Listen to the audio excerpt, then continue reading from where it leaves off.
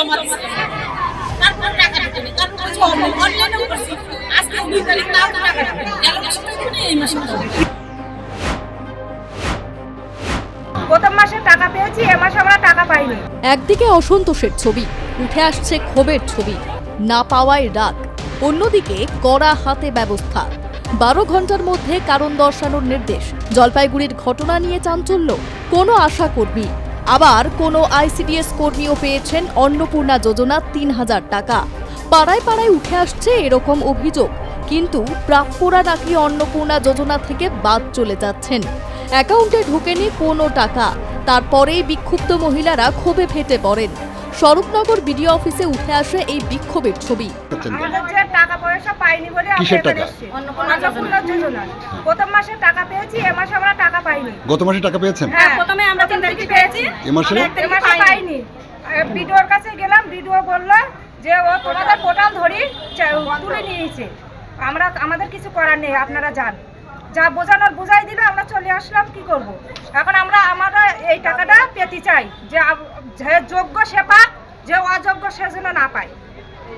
অযোগ্যরা কি টাকা পাচ্ছে? আমরা হচ্ছে যোগ্য, তারা যোগ্য না। তারা কারা? চাকরি করে, ভোটার লিস্টে নাম নেই, যাদের একতলা বাড়ি, তারা টাকা পাচ্ছে। আর আমরা গরিব মানুষ, আমাদের টিন দিয়ে ঘর করা, আমরা টাকা পাচ্ছি না কেন? আমাদের যে জিনিসটা চালু হয়ে গেল, সেই জিনিসটা কিভাবে বন্ধ হলো? এটা কৈফিয়ত চাই। আমাদের রানিং টাকাটা বন্ধ হওয়ার কারণটা কি? আপনারা বিডিওর সাথে যোগাযোগ করেছেন? কি বললেন? আমি এই অন্নপূর্ণা ভান্ডারে 3 তারিখে অফলাইন ফর্ম ফিল আপ করেছি, 8 তারিখে অনলাইন ফর্ম ফিল আপ করেছি। করা সত্ত্বেও আমি প্রাপ্য যোগ্য হলেও টাকা পাচ্ছি না। এই 1 মাস ধরে জমা দিয়েছি। ফর্মটা কি ওনারা কি ফর্ম চেক করার সময় পাননি 1 মাসের মধ্যেও? ওনাদের যে দেয়ার দিক, না দিলে পুরো পোর্টালই পুরোই বন্ধ করে দিক। সাধারণ মানুষ তারাই পাচ্ছে না, যারা ভালো, যাদের প্রাপ্য তারাই পাচ্ছে না। পাচ্ছে যারা চাকরি করে, আইসিডিএস এর চাকরি করে, আশা কর্মী, তাদের অ্যাকাউন্টে আগে টাকা ঢুকছে কিসের জন্য? সাধারণ মানুষের জন্য ঢুকছে না কেন? যাচ্ছে। আর আমরা সাধারণ নাগরিক হয়ে দেশের ভোট দিয়েছি, যারা ডিলেট ভোটার তারাও টাকা পায়। এরকম প্রমাণ আছে? অনেকেই টাকা পাচ্ছে, ডিলেট ভোটার ডিলেট ভোটার টাকা পাচ্ছে। আপনি গত মাসে পেয়েছিলেন? হ্যাঁ, না, আমি গত মাসে টাকা পাইনি, আমি 3 তারিখে জমা দিয়েছি, পাইনি টাকা। এবার তাহলে আমি তো জমাটা দিয়েছি, সেটা আমার কোথায় ভুল সেটা আমাকে বলতে হবে। এসে যে অনলাইন তো হয়েছে, চালু হয়ে গেছে, পোর্টাল তো চালু হয়ে গেছে। কর্মরত অবস্থায় ভিডিও স্টাফদেরকে আপনারা ঘর থেকে বের করে দিয়েছেন কেন? স্যার, আমরা সবার ক্ষোভ এখানে যে টাকা পাই, একই সঙ্গে ফর্ম ফিল আপ করে একজন টাকা পাচ্ছে, একই সঙ্গে আমরা একজন টাকা পাচ্ছে, তার বারবার হচ্ছে সাধারণ মানুষ তো খেপে যাবে। আর প্রথমে এখানে কেন ভিডিও অফিস চত্বরে কেন? আমরা মূলত এসেছি অন্নপূর্ণা যোজনার টাকার জন্য। আমরা প্রথমে যখন ঘোষণা করে যে অনলাইনে অফলাইনে ফর্ম ফিল আপ করা হবে, তখন আমরা 2 তারিখে জমা দিই ফর্মটা অফলাইনে।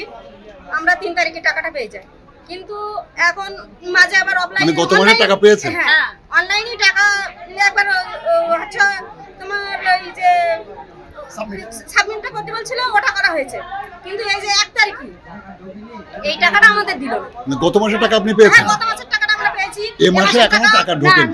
আর বলছি আপনাদের নাম নেই। আর বলছে যে ভিডিওর কাছে জিজ্ঞাসা করলাম, বলছে আমরা কিছু বলতে পারবো না, আমাদের কোনো দায়িত্ব নেই, আমরা এই বিষয়ে কিছু বলতেই পারবো না, আসলে বলতে পারবো না, আসলে বলতে পারবো না, আমরা আশা কর্মীদের কাছে খোঁজ দেবো।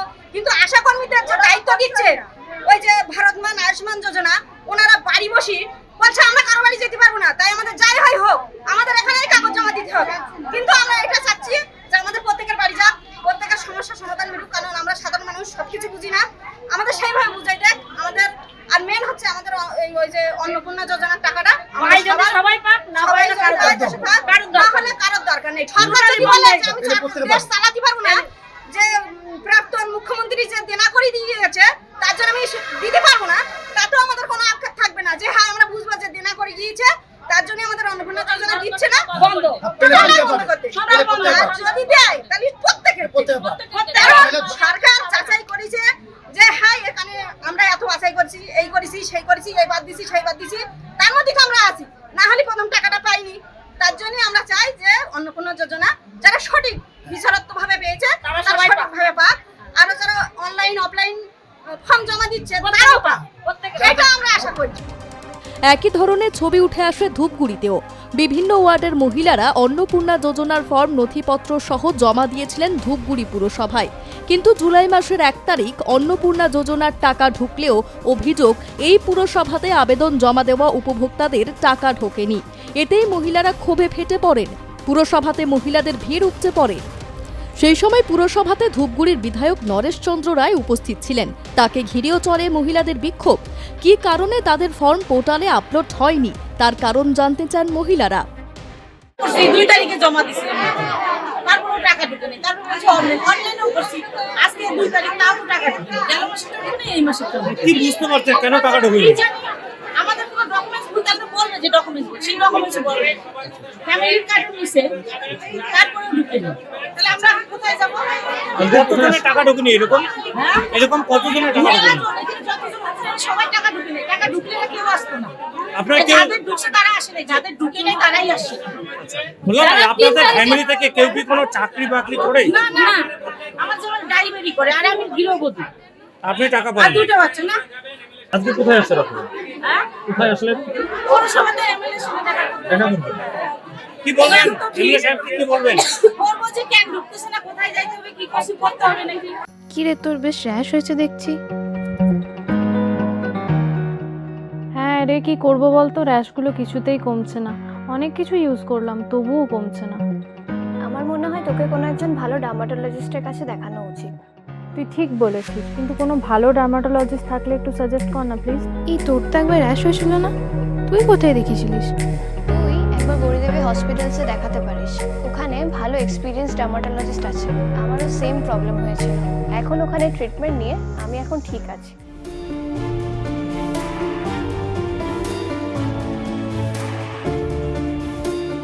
গৌরী দেবী হসপিটাল, রাজবাঁধ, দুর্গাপুর। যোগাযোগ 8001003333, 8001113333।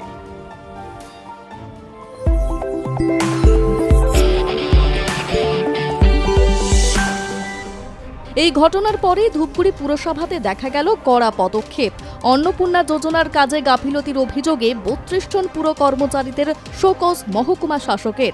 অন্নপূর্ণা যোজনার ফর্ম সময়মতো সরকারি পোর্টালে আপলোড হয়নি। ঘটনায় পুরসভার 32 জন কর্মীকে শোকজ করে মহকুমা শাসক। 12 ঘন্টার মধ্যেই শোকজের কারণ দর্শাতে বলা হয়। ঘটনায় কর্মী মহলে ব্যাপক আলোড়ন পড়ে যায়। জানা যায়, যেসব কর্মী সরাসরি এই প্রকল্পের সঙ্গে যুক্ত ছিলেন তাদের শোকজ করা হয়। বিশেষত যাদের ফর্ম যাচাই করার দায়িত্ব ছিল তাদের ওপরেই দায়ভার চাপানো হয়। প্রতি ওয়ার্ডে 2 জন পুর কর্মচারী নিয়োগ করা হয়েছিল। এদিন শোকজের চিঠিতে নির্দিষ্ট সময়ে কাজ সম্পন্ন না করা এবং কাজে গাফিলতির অভিযোগ আনা হয়। শনিবার সকাল 11টার মধ্যে সংশ্লিষ্ট কর্মীদের শোকজের উত্তর জমা দেওয়ার নির্দেশ দেওয়া হয়। যদি শোকজের জবাব সন্তুষ্টজনক না হয় তবে নিয়ম অনুযায়ী উপযুক্ত প্রশাসনিক ব্যবস্থা নেওয়া হবে। এদিকে শোকজ নোটিশকে ঘিরে তীব্র অসন্তোষ। একাধিক কর্মীর সাথে যোগাযোগ করা হলে তারা সংবাদ মাধ্যমকে কোনো বক্তব্য দিতে চাননি। বসিরহাট থেকে শ্যাম বিশ্বাস ও জলপাইগুড়ি থেকে সুপ্রিয় বসাকের রিপোর্ট, আর+ নিউজ।